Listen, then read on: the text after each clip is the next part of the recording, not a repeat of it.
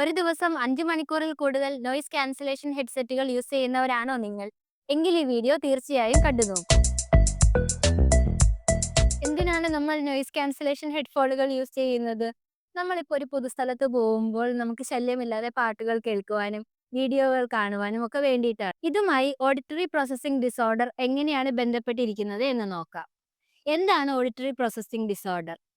ഒരു ദിവസവും നൂറുകണക്കിന് ശബ്ദങ്ങളെ ഡീകോഡ് ചെയ്യുവാൻ നമ്മുടെ ബ്രെയിൻ പ്രവർത്തിച്ചു വരുന്നു. ചെവിക്ക് കേൾക്കുവാൻ സാധിച്ചാലും കേട്ട ശബ്ദത്തെ ബ്രെയിനിന് മനസ്സിലാക്കാൻ പറ്റാത്ത അവസ്ഥയാണ്. ഞാനാണെങ്കിൽ പോലും രാത്രി ഉറങ്ങുമ്പോൾ ഹെഡ്ഫോൺസ് യൂസ് ചെയ്ത് ഉറങ്ങിപ്പോകാറുണ്ട്.